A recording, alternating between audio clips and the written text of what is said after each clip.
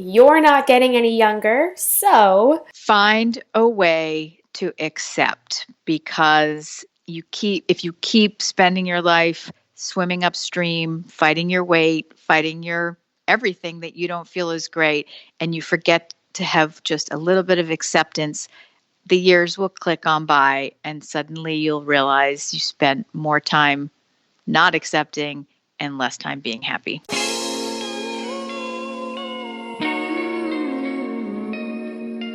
Hey you! Yes, you! Welcome to the You're Not Getting Any Younger podcast, a podcast for people who want to disrupt their lives for a good reason, to make it count.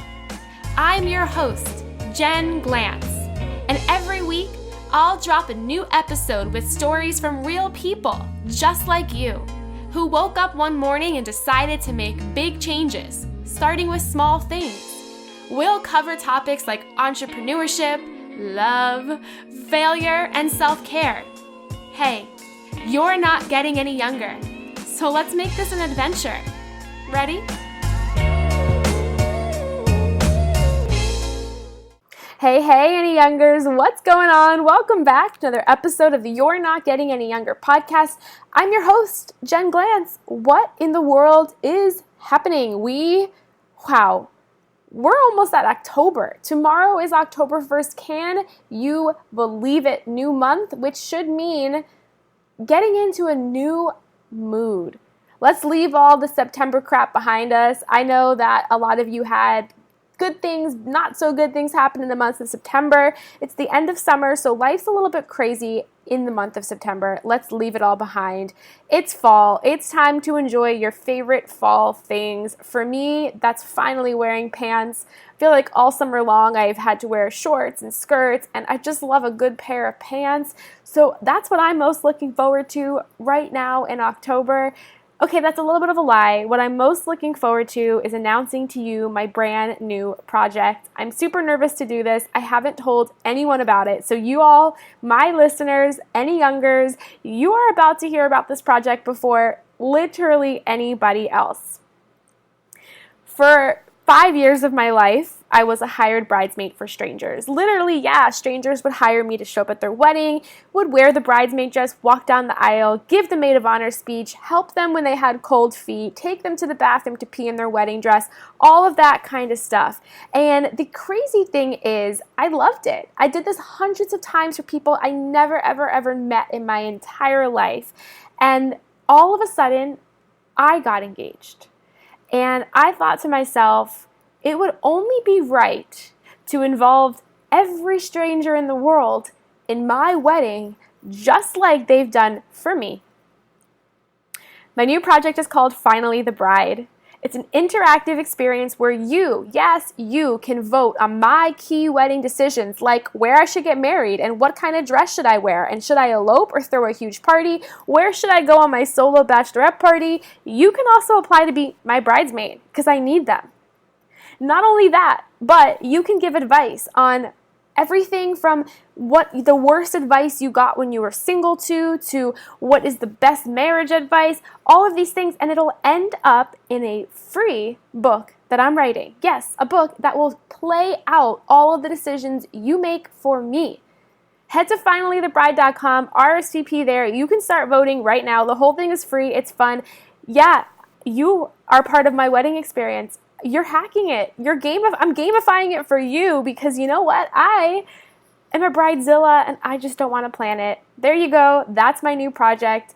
Let me know what you think.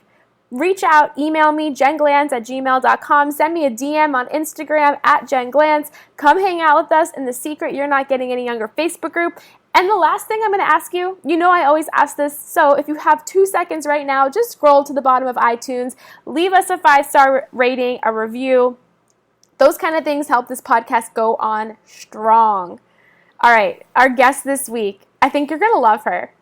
Stephanie Krikorian, that was hard to say, but Stephanie Krikorian is a New York Times best-selling ghostwriter. She has literally written tons of these self-help books for celebrities and people that we probably read their book, but we didn't know they were written by Stephanie. But the coolest thing about her is she has her own book out now. It's called Zen Bender, a decade-long enthusiastic quest to fix everything that was never broken. Stephanie goes on a journey trying practically every kind of self-help thing out there in the world, from yoga to meditation, Reiki, all of this stuff.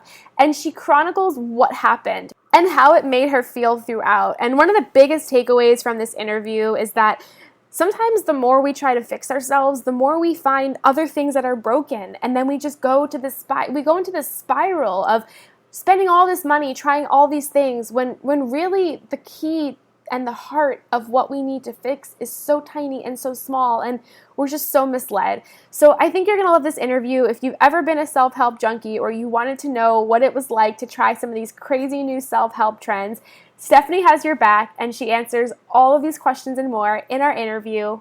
Enjoy.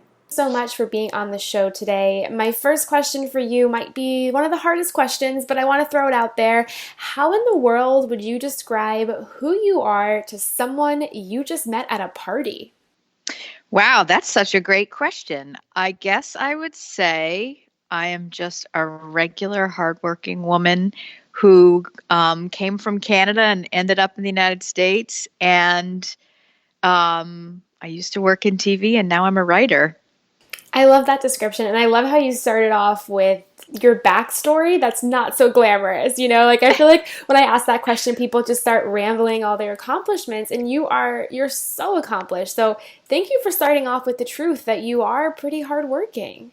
Thank you. I feel like that's kind of the part of the measure to getting anything done is you got to put in the sweat. And I feel more so now that I've gone out on my own and worked for myself that I really find you have to work hard, and you have to work in a different way too, I think, when you work for yourself. So that's where the hard work comes in, even though when I had a job and worked in television, that was definitely hard work, but two very different sort of muscles get used in each one. I feel like you've had many different types of careers in your lifetime, and I want to start off by talking about one specific date in your life. Halloween 2008. Talk to us about how your life changed on that very odd holiday. What was going on in your life that completely just changed everything? That was such a crazy day, and it was I guess I would say it was actually unexpected, even though I talk about it a little bit in Zen Bender, that there were sort of a little bit of writing on the wall and maybe some hints because the economy wasn't doing so great. And I worked in financial news at Business Week magazine. We did a nationally syndicated show based on the content of the magazine. So we had a glimpse into what was going on. The world was sort of falling apart. And it was just a regular day. I lived up in Harlem on 116th Street. And I was, for whatever reason, didn't get myself together that morning and was running a bit late. And my boss called and he's like, "Hey, we have a meeting. Are you on your way?" And I said, "Why? We never had a meeting." And he said, "We need you to get here." And I said, "Yeah, I just jumped in a cab," which I would never normally take a taxi from 116th Street down to 49th. And I said, "Why, are we getting laid off?" And he paused. And I said, "Oh my God, we are." And so I show up at this meeting, eventually get there, and I guess everybody had already been assembled, and then they let them go back to their desk, and then they reassembled. And I remember I was sort of dressed, very shabbily to be walking into this meeting, and we were just told in very formal, legalese that the show had been canceled, and we were done. And it was just a really strange day. Everybody went back to their desk, and I didn't really know what to do. I'd never been in that situation before. I'd had a job for maybe 15 or 16 years at that point. And so it was a really strange moment, emotional and embarrassing and humiliating. Those were kind of the feelings that I felt. A little bit of panic because I'm a single woman, owned an apartment. What was I going to do? And so it was life altering for sure. I've been in a similar position. I was laid off a couple years ago, and I remember feeling all of those emotions you just described, but mostly just this feeling of like a weird calmness because you rely so much on your job and its job stability, and you make so many life choices based on that job, and then they tell you it's over for not even a good enough reason.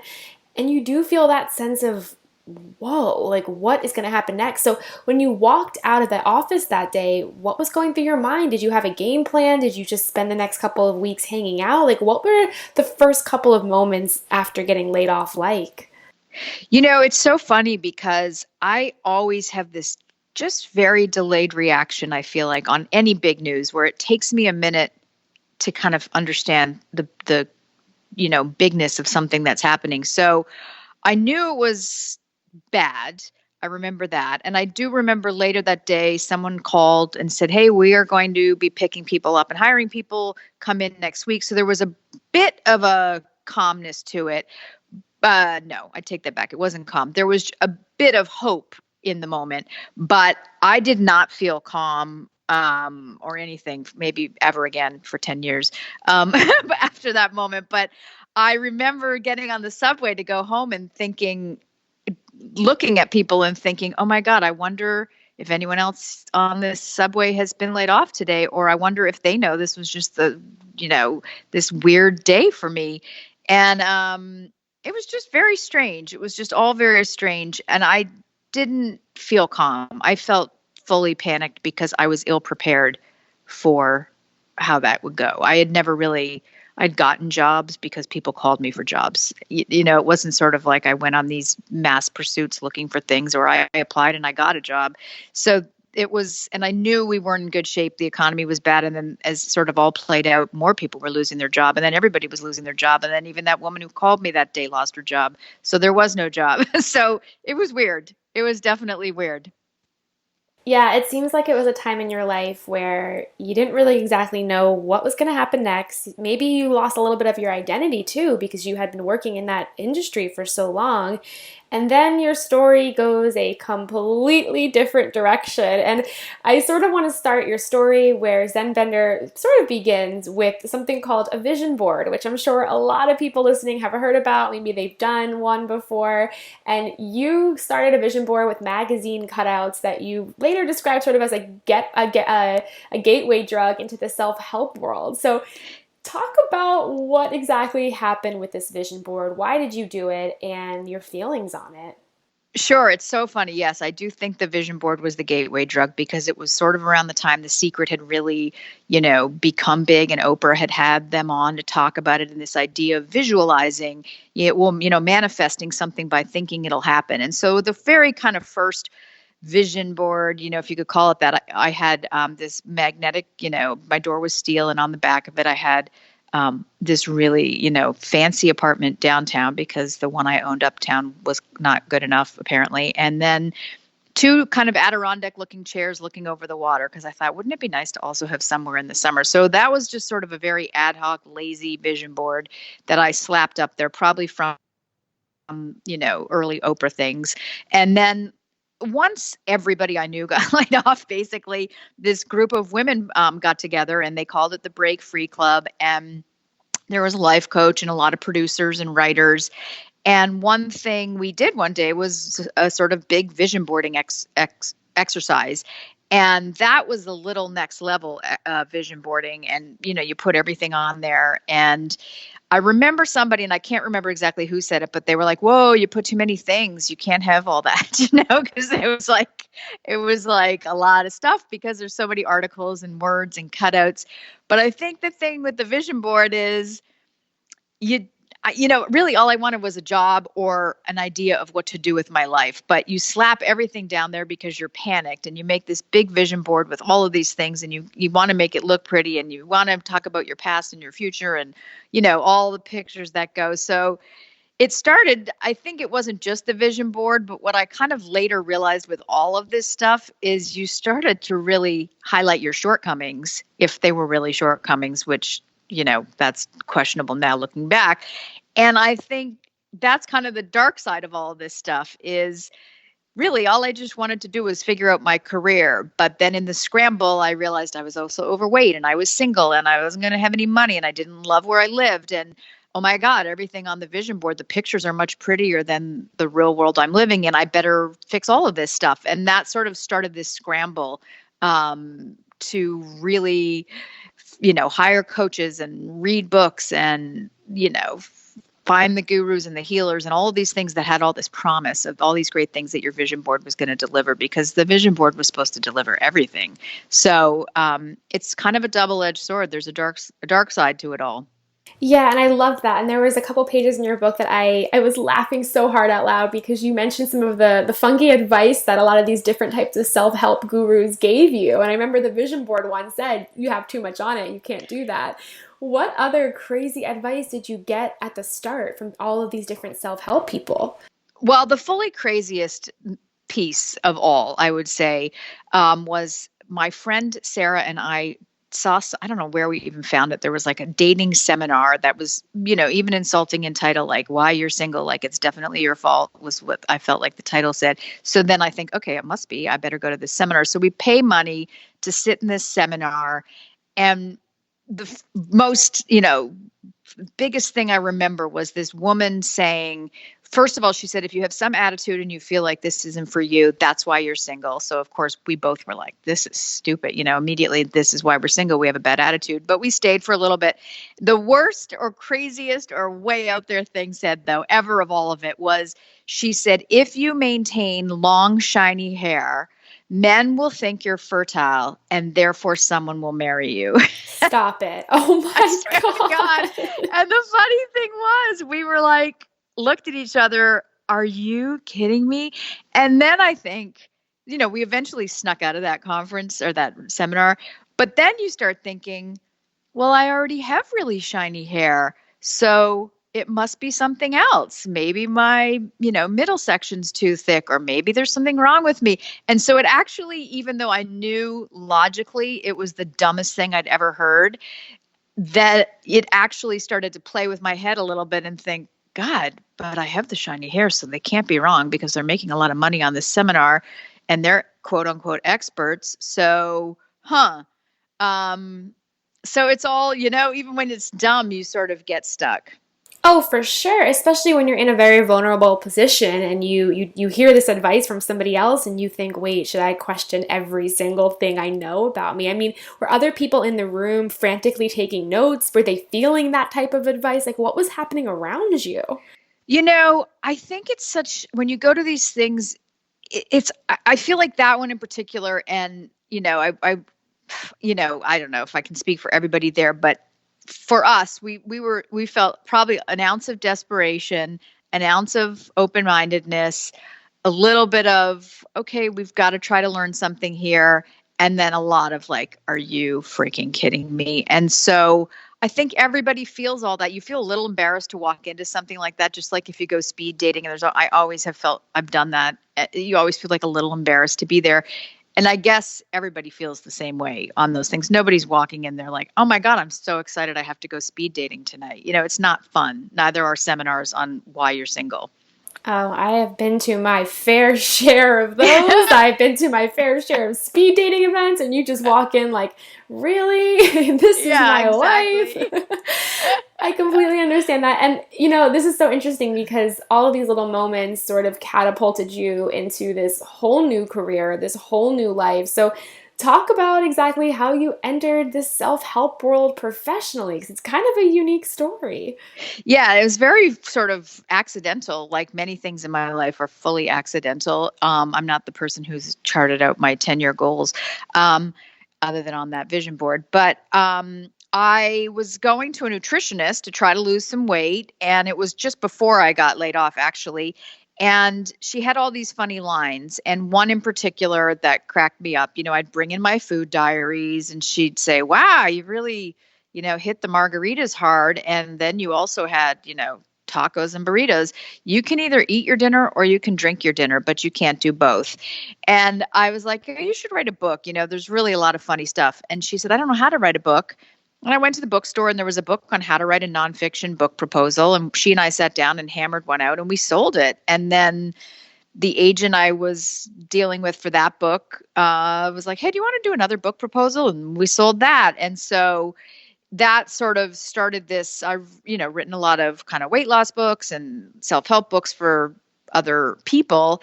And so when I finally I did get 2 job offers after 31 job interviews.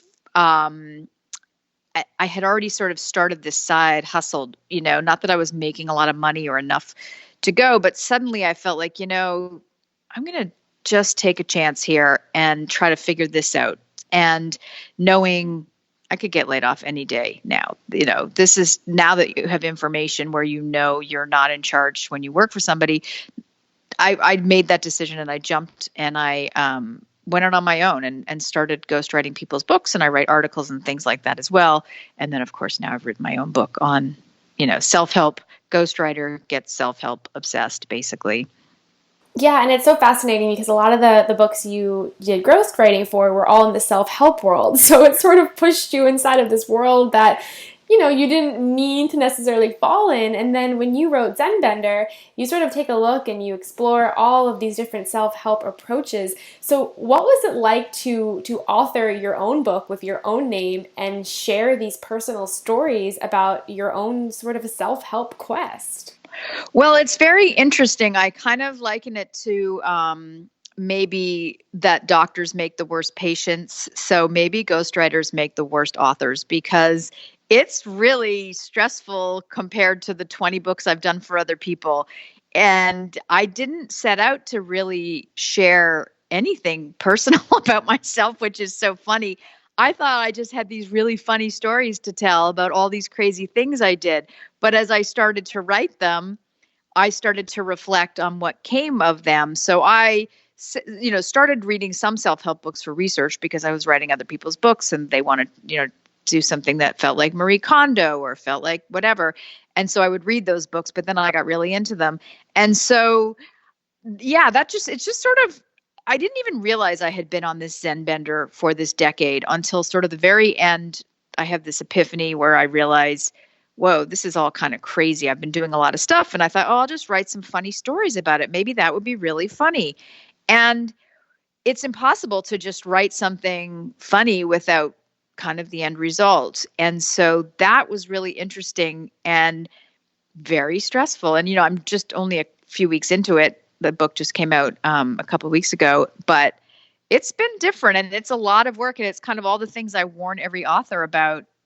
I was like, oh, it'll be a cakewalk for me. I've walked 20 people through this, but not the case. It's a lot. You've done books. It's a lot.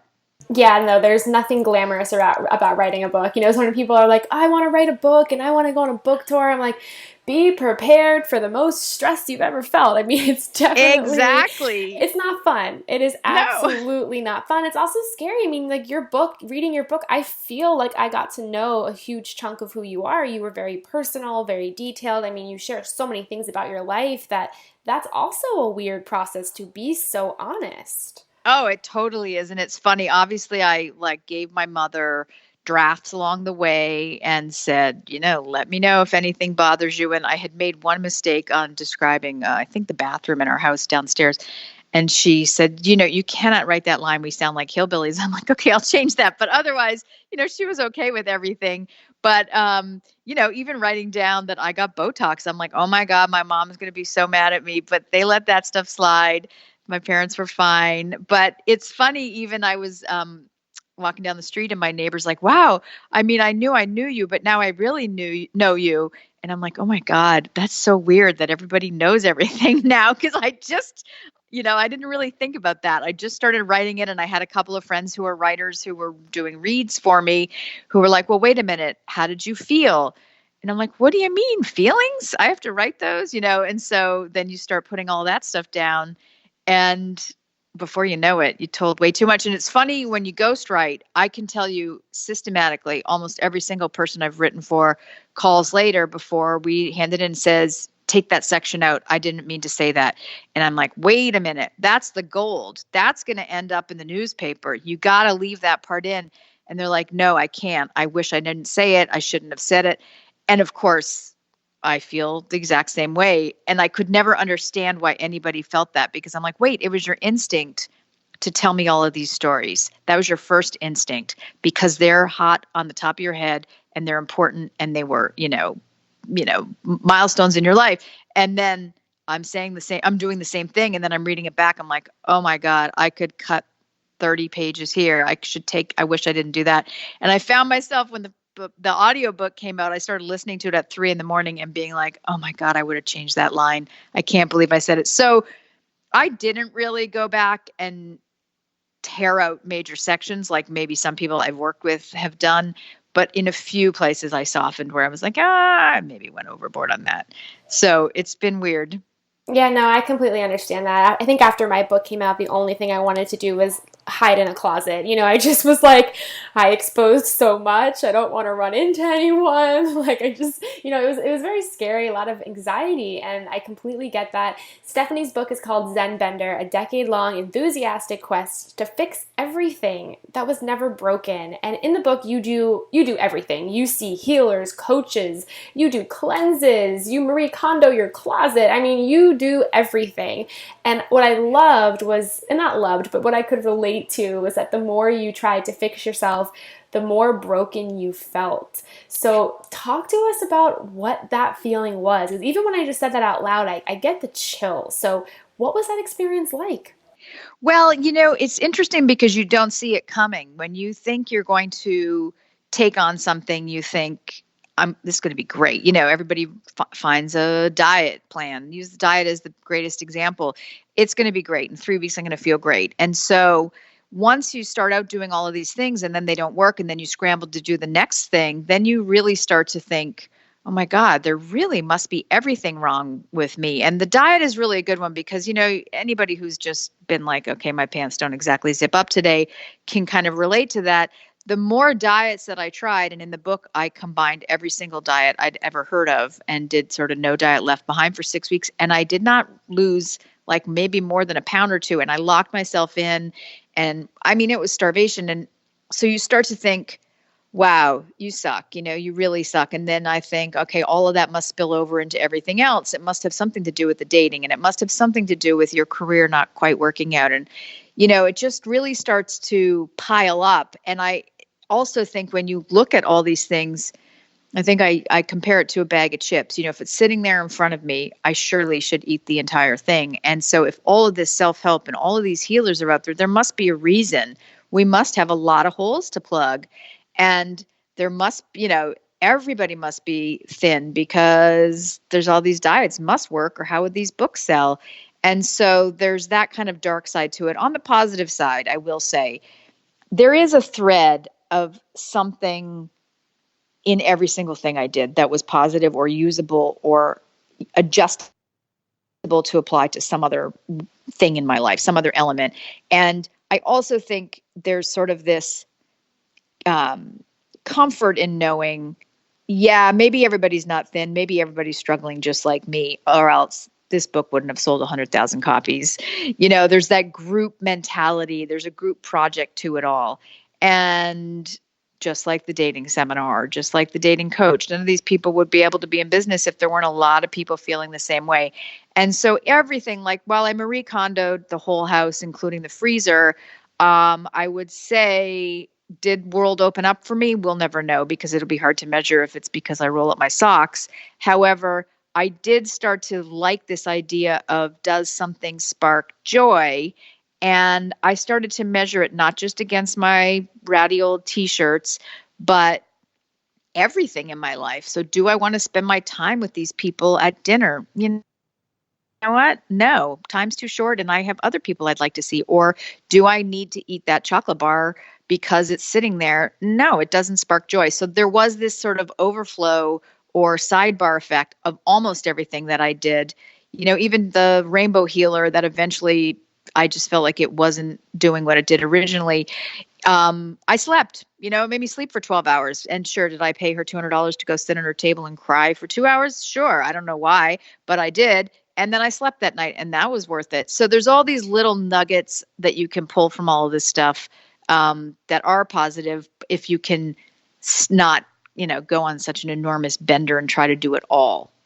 Yeah, I feel like sometimes when I try something out and I do a lot of these experiments to write about them, like even though like I just did like acupuncture, things like that, do you think there's any kind of placebo effect where, and that could be a good thing too, but do you think there's any placebo effect that's part of some of these self-help ideas? Yeah, and I think I talked about that a little bit. It's, so first of all, acupuncture I love, and that I continue to go to, and I think there's a lot of medical and mental help to that. But the placebo effect, something like I had my astrological charts done, and I was kind of in the dumps, like, okay, maybe this is it. This is life. And she tells me all these crazy things and positive things. And this, whether you believe it or not, it kind of inspired me. You know what? It's a great idea. I can do this. It doesn't matter if I just turn 50. This can be done.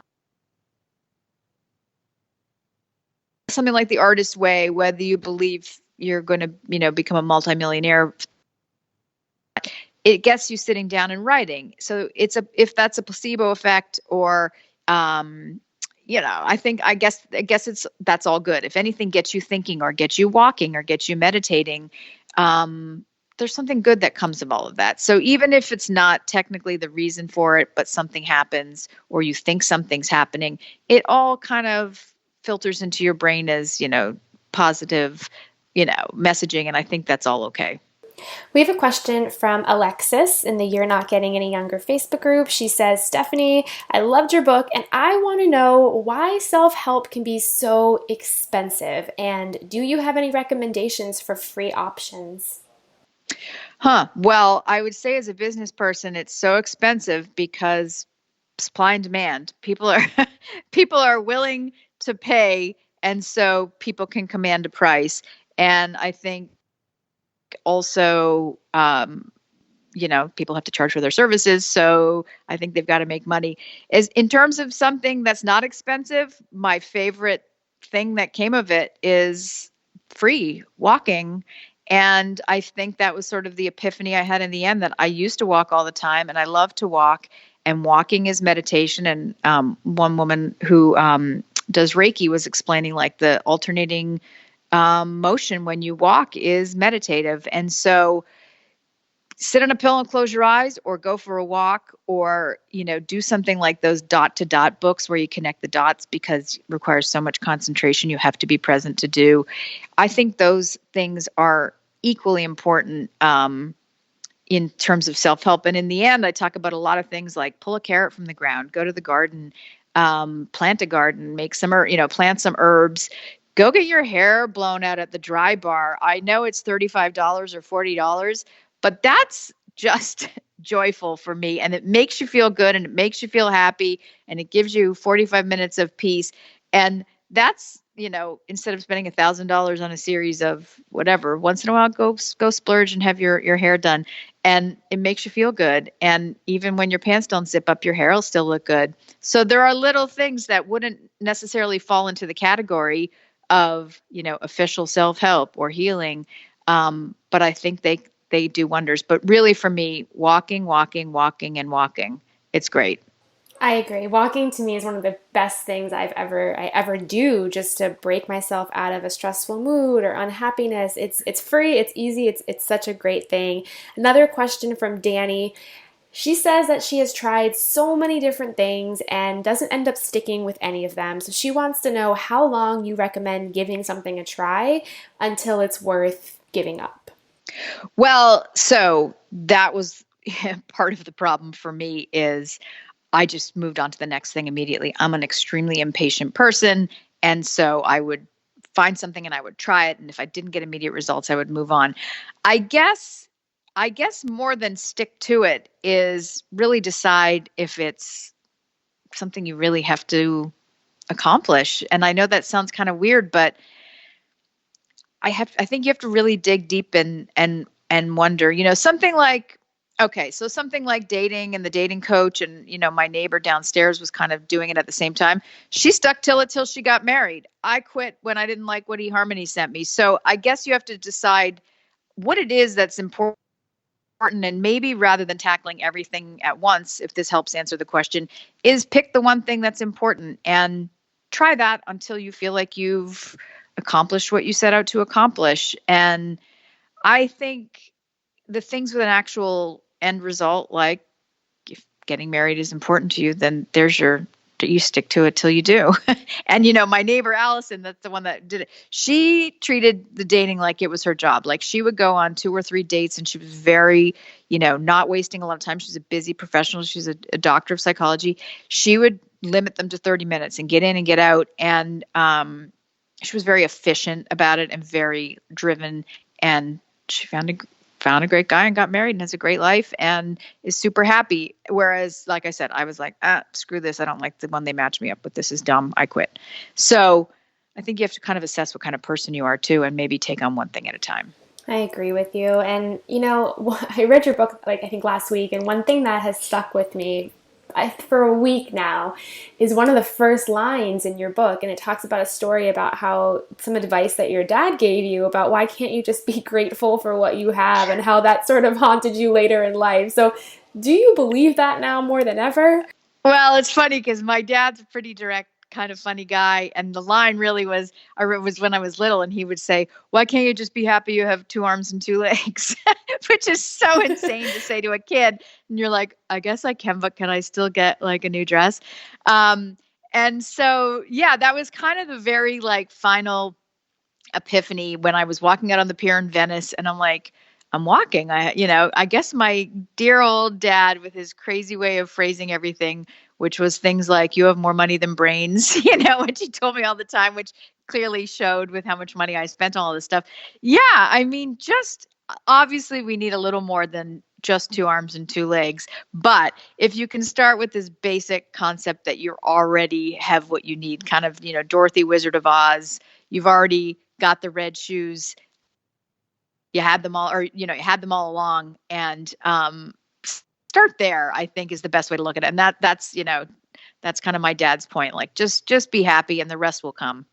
I love it. We have one final question for you. We end all of the shows with this question. Stephanie, fill in the blank. You're not getting any younger, so find a way to accept, because if you keep spending your life swimming upstream, fighting your weight, fighting your everything that you don't feel is great, and you forget to have just a little bit of acceptance, the years will click on by, and suddenly you'll realize you spent more time not accepting and less time being happy.